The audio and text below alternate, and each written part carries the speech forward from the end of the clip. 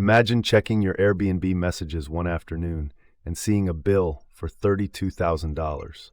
Not a warning, not a question, a bill for mold damage. In a house where you were a paying guest, where the host lived alongside you, where other people used the same bathroom, and where the water damage was already stained into the walls before you even unpacked your bags. That is exactly what happened to one guest in Contra Costa County, California. And what unfolded afterward is a masterclass in why you should never, ever assume that being the guest means you are protected. Let's set the scene here, because the details matter enormously. A traveler, we'll call them the guest, booked an Airbnb in Contra Costa County, which sits in the East Bay region of California. This was not a typical short-term vacation stay. The guest had been living at the property for about 3 weeks, and this was not a private, empty house rented out while the hosts were away. The host lived there. The host's husband was present. There were 2 other permanent residents sharing the space. Multiple people, one roof, shared bathrooms, shared common areas, a very real, very lived-in household.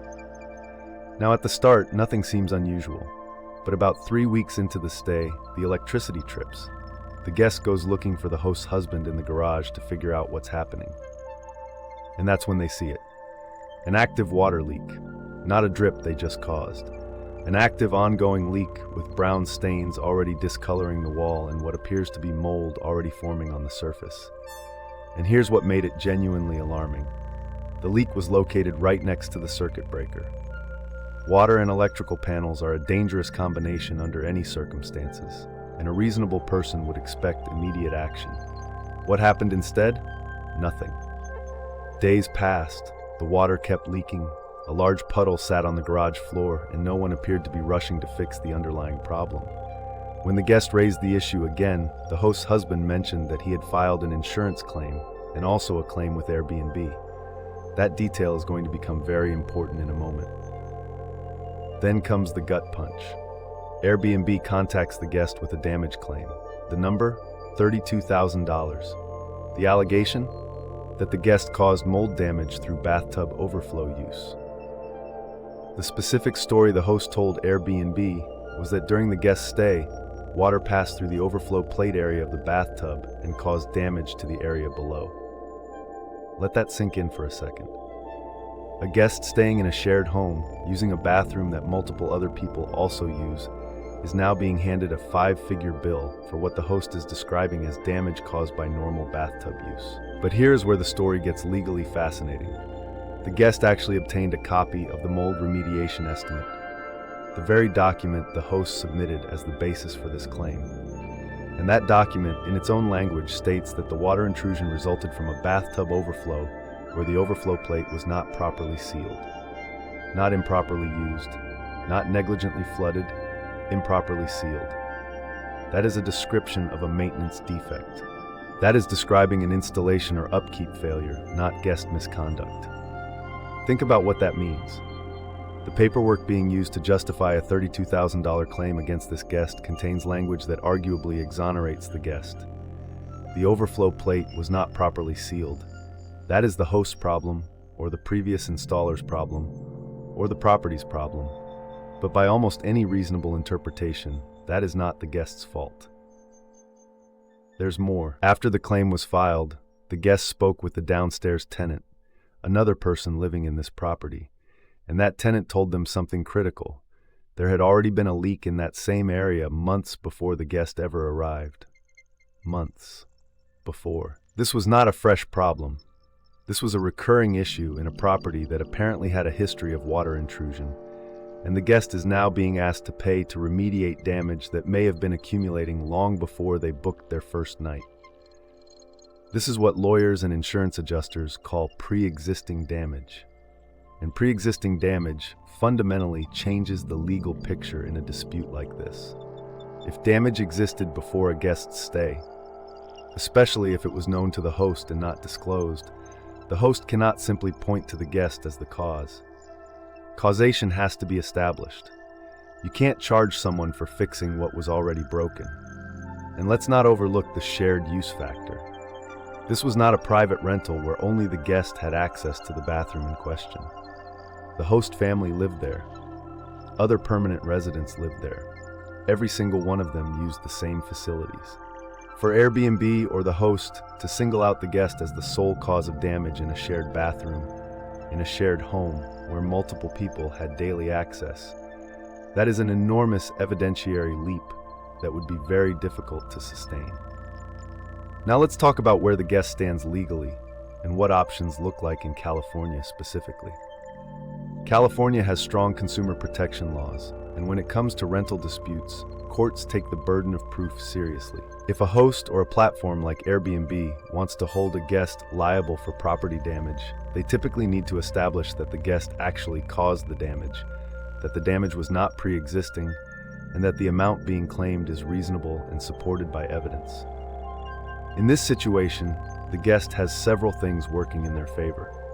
First, the remediation document itself describes the cause as an improperly sealed overflow plate, a maintenance issue.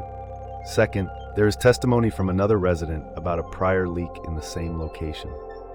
Third, multiple parties had access to and used the bathroom.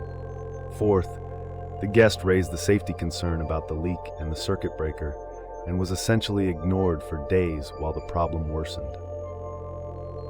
If Airbnb were to escalate this to a collections action or pursue the guest through civil court, the guest would have strong grounds to contest the claim.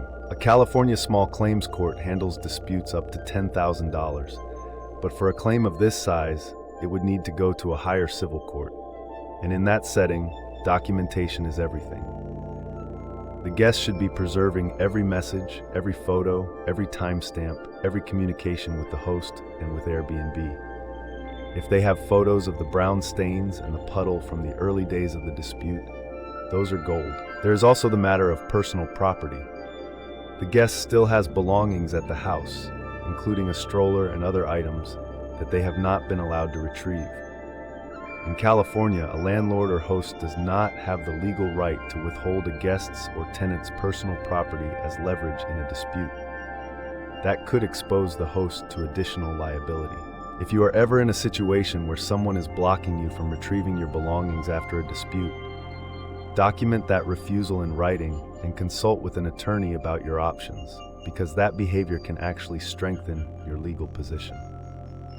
So what can you take away from this, whether you are an Airbnb guest, a frequent traveler, or someone who rents property of any kind? First, document everything before you settle in. When you arrive at any short-term rental, do a walkthrough and photograph any existing damage, stains, watermarks, or issues. Send those photos to the host in a message through the platform so there is a time-stamped record. This one habit could protect you from exactly this kind of dispute. Second, if you notice a maintenance issue during your stay, report it in writing through the platform, not just verbally.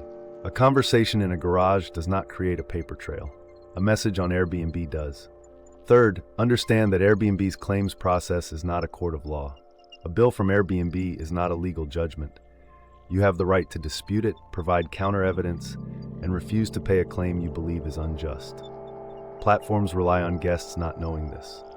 Fourth, if a claim reaches you that involves significant money, consult with a tenant's rights attorney or a consumer protection lawyer before you respond. Many offer free initial consultations, and in California specifically, there are legal aid organizations that can help if cost is a concern. And fifth, know the language. When a remediation report says the cause was an improperly sealed overflow plate, that is a document you want your attorney to read, because words like that can make or break a case. If this happened to you, if you've received an unexpected damage claim from a rental platform or a host for something you know you didn't cause, don't panic and don't pay anything until you understand your rights. Talk to a lawyer, gather your documentation, and remember that a bill is not a verdict. If you found this breakdown helpful, subscribe to this channel. We cover real legal situations that real people face, because knowing your rights before something goes wrong is always better than learning them after.